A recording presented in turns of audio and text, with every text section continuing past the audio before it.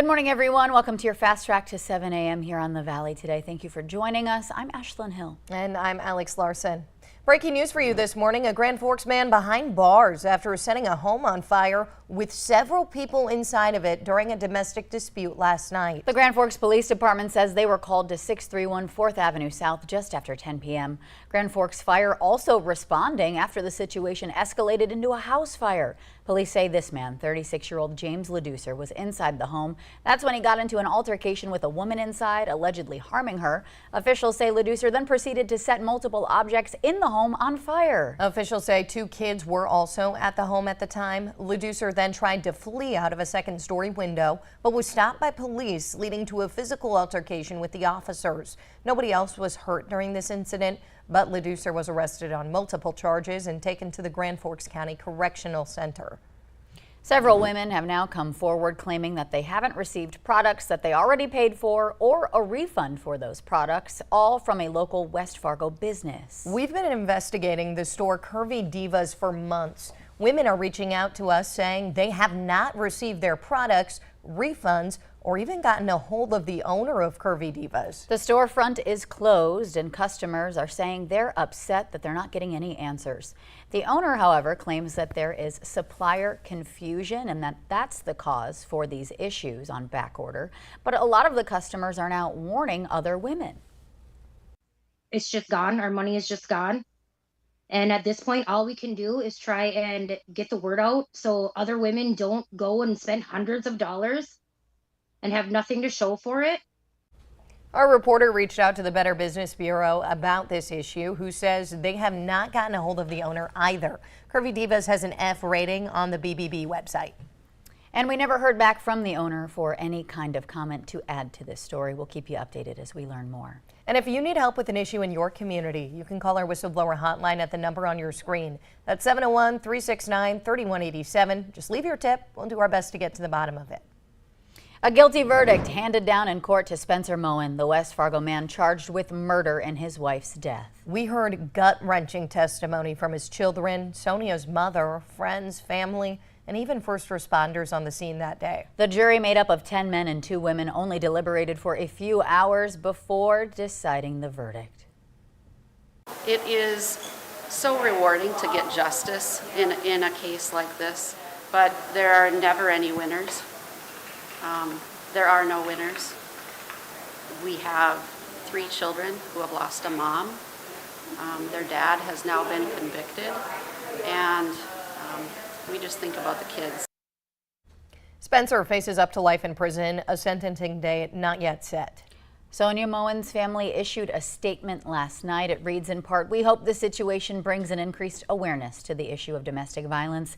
It happens much more than people are aware in every neighborhood and often to those who seem the happiest and most successful. We feel the verdict was just and hope it will show offenders that there are significant consequences to their actions. We hope Sonia's story can provide courage to those experiencing domestic violence to reach out."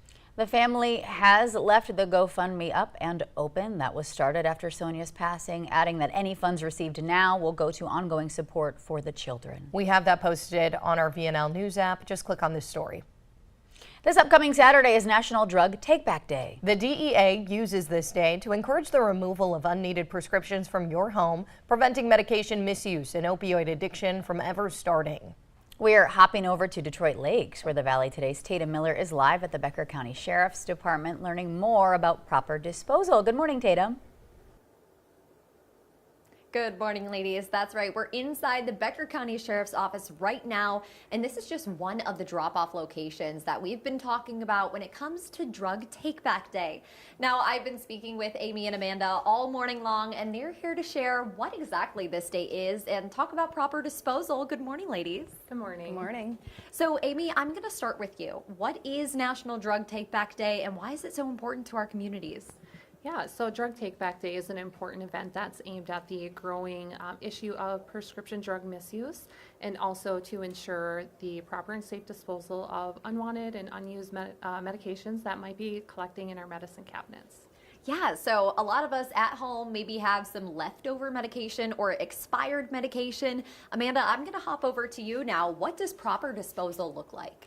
Yes, so we have just Takeback prescription drop boxes, and we want to use that instead of flushing it down the toilet because that could contaminate our water supply.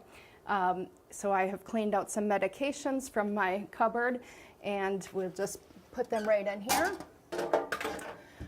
This one, no liquids, needles, sharps, or inhalers. For your needles, you can put it in a heavy-duty plastic container like a laundry detergent container.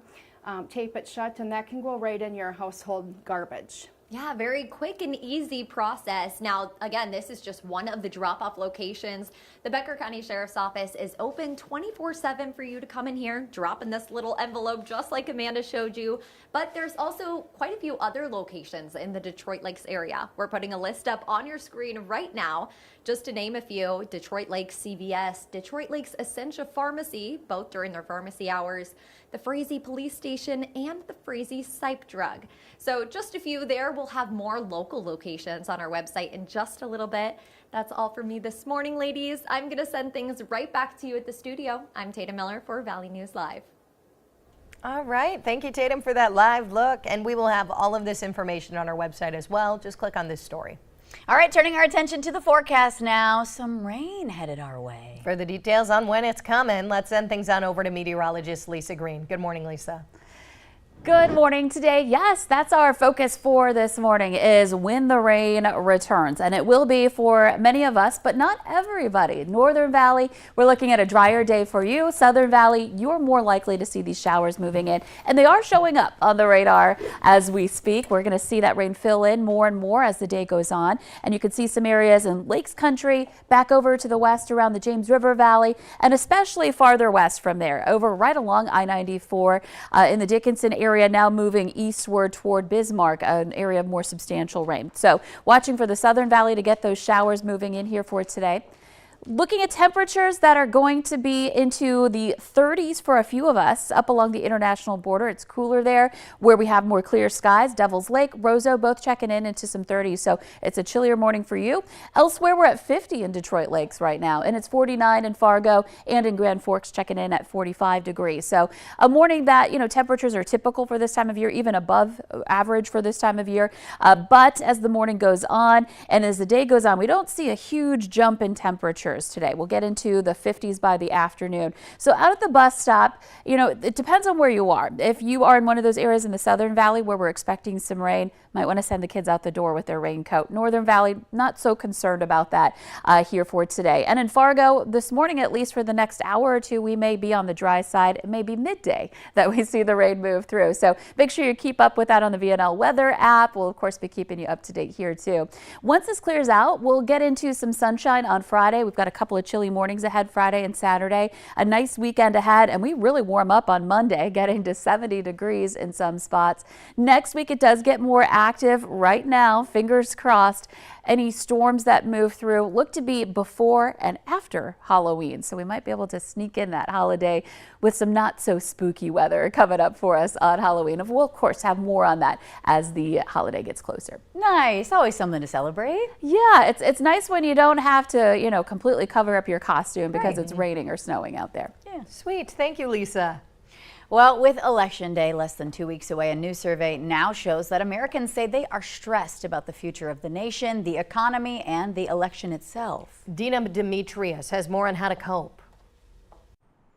Andrew Payton says he's stressed. It doesn't help to have your phone buzzing with like headlines and stuff. So there's always like kind of like a background radiation of stress happening. It's something many Americans are feeling as Election Day approaches. I do believe a lot of it, for my own personal stress, does trickle down from the political landscape of the last several years. According to the American Psychological Association, more than 7 in 10 adults say the future of the nation is a significant stressor, with the economy and the 2024 presidential election right behind. Over 70% of people are concerned about election violence or violence coming out of the election, and over half saying that they are concerned that this election could mean the end of democracy. And what's striking about that is that both Democrats and Republicans are not that different on those two issues. Dr. Arthur Evans says despite the stress, more than 60% of adults are feeling hopeful about the change this election will bring. Health experts say it's important to find ways to cope with stress, and that starts with eating right, exercising, and getting enough sleep. For election-related stress, being engaged in the political process is an important way to manage our stress. Limiting the amount of information that you're taking in, particularly when you're tired, is also another very important coping strategy. Steve Pineda is already taking that advice. I don't really follow the media much. I don't have much of social media. In fact, I have no social media. Faith is the number one thing and what keeps me central. Finding balance between being informed and not overwhelmed. Dina Demetrius, CBS News, Los Angeles.